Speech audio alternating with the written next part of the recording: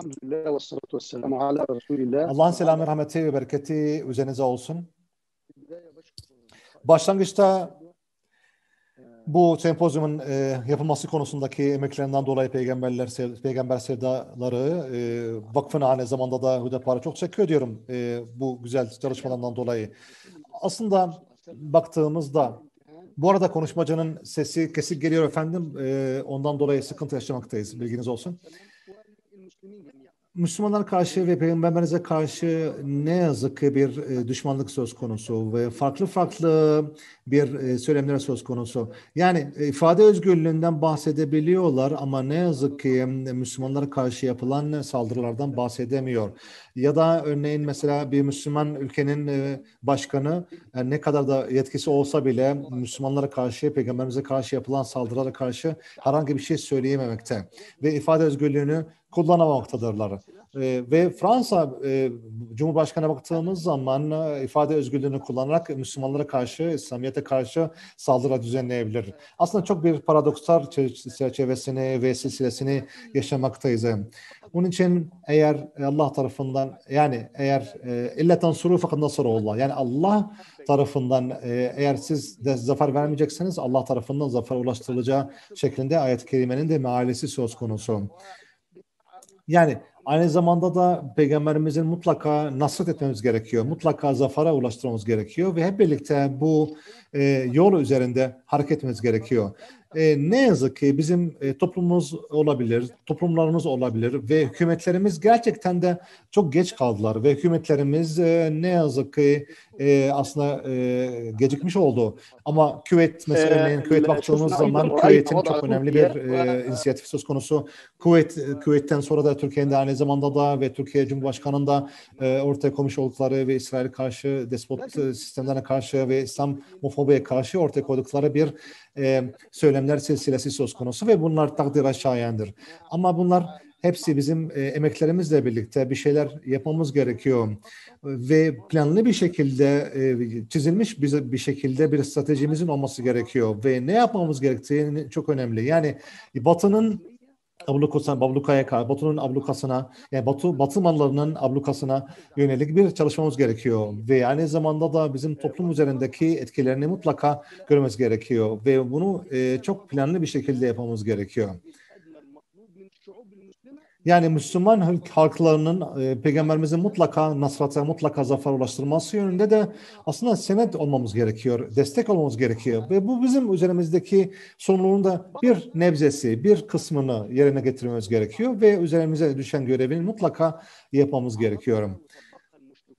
Yani aslında yani siz de biliyorsunuz da müşrikler tarafında da Beni Haşim'e karşı ve Müslümanlara karşı yapmış oldukları abluka diye o zaman da. Yani bu abluka kendi kendi gıda maddelerinin kendi ticaretine yönelik aslında ablukaları söz konusuydu. Ve bunlar çok önemli uygulamalardı ve bunların hepsinden de istifade etmemiz söz konusu ve hepsinden de aslında bir örnek teşkil etmemiz söz konusu. Sesler çok kesik geliyor efendim. Onun için ekonomik ambargonun uygulanması bazı insanların fikrinden dönüştürülmesi ve vazgeçirilmesi yönünde önemli bir rol olduğunu söyleyebiliriz. Geçtiğimiz 100 yıl içerisinde baktığımız zaman ve aynı zamanda da İngiltere'nin mallarına karşı abluka boykot edilmesi ve boykotun yapılmasının çok önemli olduğunu ve 1917 yıllardan sonra yapılmış olan bazı boykot olanları söz konusu. Ve aynı zamanda da 19 Şubat devrimleri zannedersem ses kesik geliyor. Aynı zamanda da Ekim Savaşı'nın 1971 yılındaki aslında da Müslümanlar tarafından yapılmış olan boykot ve abluka söz konusuydu aslında yabancıların ve Kral Faysal tarafından da yapılmış olan bir boykot söz konusu. Zira dedi ki zamanında da Kral Faysal dedi ki hurmayla, suyla sadece biz ayakta durabiliriz. Ondan dolayı da yabancıların boykotuna başlayabiliriz şeklinde. Onun için bunlar çok önemli. Bu enstrümanlarımızı eğer kullanacak olursak bizler için çok önemli olduğunu söyleyebiliriz ve kendi fikirlerimizi savunma konusunda ve bize karşı ortaya yürütülen kampanyalara yönelik, Müslümanlara yönelik, Peygamberimize yönelik olan tüm kampanyalara karşı gelmemiz söz konusu olabilir.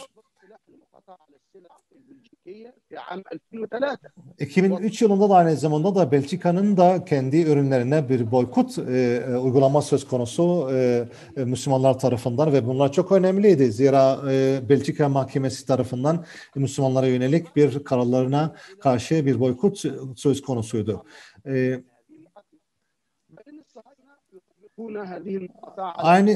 Aynı zamanda da baktığımızda da Siyonistler de bizim kardeşlerimiz, dostlarımız Filistinlere yönelik de boykotları söz konusu. Yani boykota baktığımız zaman, ambargoya baktığımız zaman çok çeşitli zamanlarda değişik taraflar tarafından uygulanan ve tatbik edilen bir yöntem olarak da ortaya konmakta.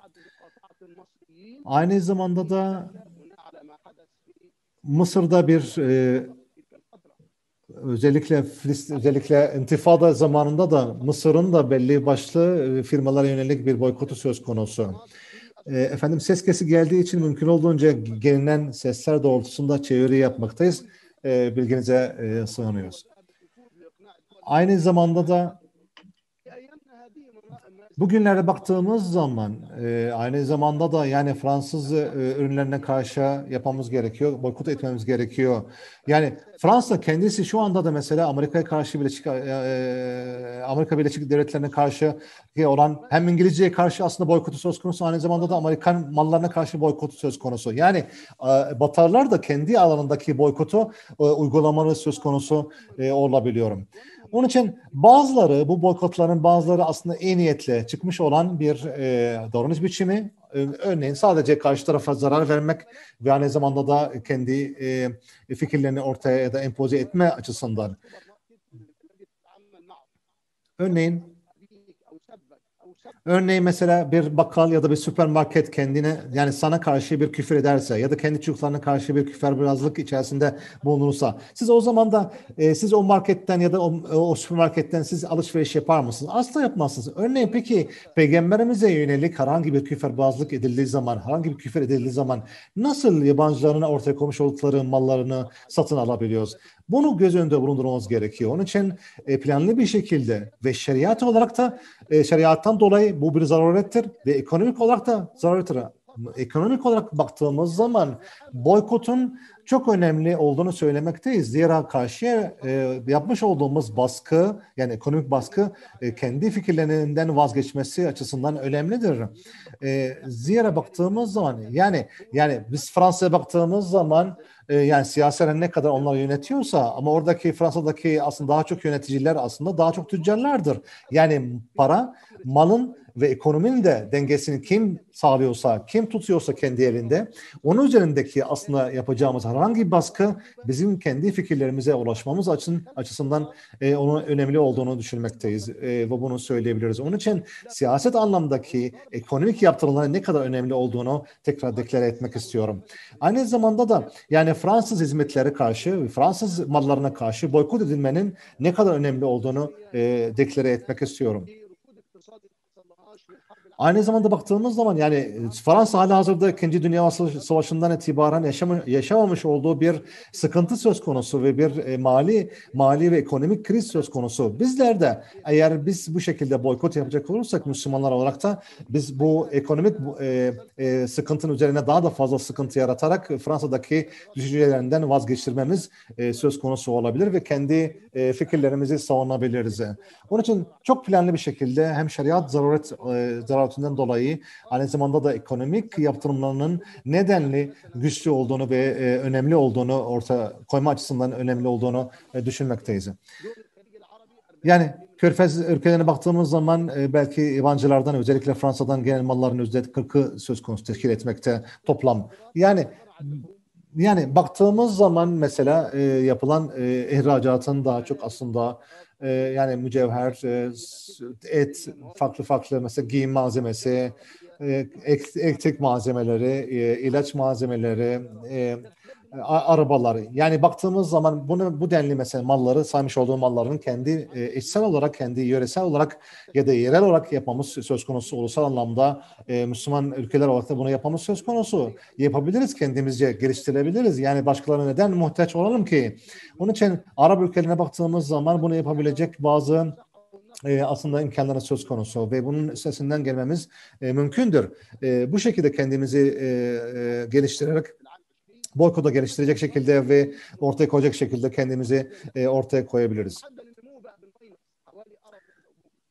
Yani büyüme oranına baktığımız zaman Fransa'da bir sıkıntı söz konusu ve son yani 10 yıl içerisinde baktığımız zaman Fransa'daki ekonomik büyüme sıkıntı ve aynı zamanda işsizlik oranları çok fazla. Onun için bizim yapmış olduğumuz aslında boykot çok önemli olduğunu söyleyebiliriz. Ama aynı zamanda da işsizlik oranına baktığımız zaman neredeyse %17'lik bir bölüm söz konusu Fransa'da. Yani boykotun önemli olduğunu ortaya koyduğumuz. Bir ikincisi aslında biraz önce bahsettiğim gibi yerel ürünlerin de teşvik edilmesi ve iletilmesi ve ne kadar kendi ürünlerimizi üretebilirsek ve Fransız ürünlerinden uzaklaşmamız ve aynı zamanda da bir bütün olarak Avrupa ya da Batı'nın ürünlerine karşı boykot oluşturmamız ya da onlara ihtiyaç olan ihtiyacımız azalacaktır ve bizim için çok büyük bir etmen olacak kendimizi güçlendirme açısından.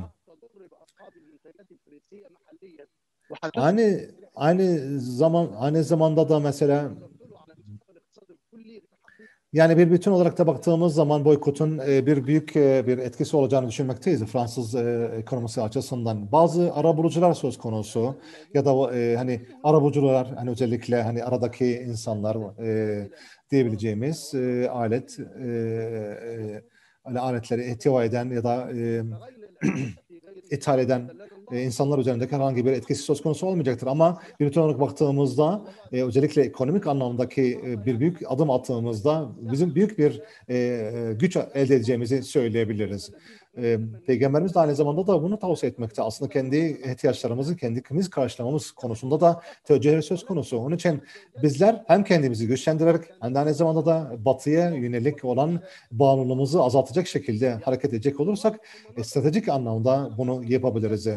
Yani ekonomik olarak da biz belki belli bir süre içerisinde sıkıntı yaşayabiliriz. Bizler hani ithalatçı olarak ama zamanla birlikte bunun lehimize döneceğini görebiliriz. Onun için hikmetle şeriat, hikmetle ve rasyonel bir şekilde bunu yapmamız gerekiyor. Onun için kendimizi geliştirerek bunların üstesinden gelebiliriz. Örnek yani basit olarak da kendimizi geliştirerek dışarıya olan bağımlılığımızı azaltabiliriz. Bir başka bir konu olarak da aslında yapacağımız aslında boykot bizim peygamberimizin ve Efendimizin de şahsına karşı olan saygımızdan, sevgimizin de bir göstergesi. Biz bu boykotla birlikte aslında peygamberimize yönelik yapmış olduğumuz, beslemiş olduğumuz sevginin ve saygının nedenli büyük olduğunu. Onun için peygamberimize yönelik en az yapabileceğimiz bir davranış biçimidir. Yani biz peygamberimize karşı yapılan bu saldırılar neticesinde böyle oturarak mı hareket edeceğiz, duracağız? Yoksa bir eyleme mi geçeceğiz? Onun için eyleme geçerek peygamberimize yönelik yapacağımız en basit görevlerimizden bir tanesidir. Ve onun için yani biz kendi çocuklarımızla, kendi eşlerimizle ilgilenirken biz kendi peygamberimizle nasıl ilgilenmeyelim? Yani kıyamet gününde Allah-u Teala bize baktığında peygamberinizi, Efendimiz'i neden sormadınız dediği zaman biz ne yapabiliriz? Nasıl bir cevap verebiliriz? Onun için hayya el felah, hayya ala salah dediğiniz zaman her ezanda aslında bunların felah dediğimiz kazanç anlamında yani nasret ve zafer anlamında. Bu da peygamberimizi savunmaktan geçmektedir. Onun için niyetimiz iyi bir şekilde olması gerekiyor. İkinci etken niyetten sonra kurumsal, toplumsal bir şekilde hareket etmemiz gerekiyor ve ortaklaşa yapmamız gerekiyor. Yani planlı bir şekilde hareket etmemiz gerekiyor. Üçüncü konu önemli aslında uzun nefes politikası. Yani sürdürülebilir olması yapmış olduğumuz eylemler. Dördüncüsü boykotun aslında bir kültür haline ve bir davranış biçimine dönüştürülmesi gerekiyor. Bizim için bizim kültürümüz, davranış biçimimiz yani bu sürekli devam edecek. Ve beşinci olarak da Fransız mallarının da boykotunun iyi bir şekilde yapılması. Onun için aynı zamanda da ekonomik anlamda yapmamız gerekiyor. Bizim kendi mesela giyindiğimiz, içtiğimiz, ondan sonra kullanmış olduğumuz tüm Fransız mallarının mutlaka boykot edilmesi gerekiyor ve bizler için çok önemli ve bundan başlayarak aslında bunun öneminde çok önemli olduğunu düşünmekteyiz.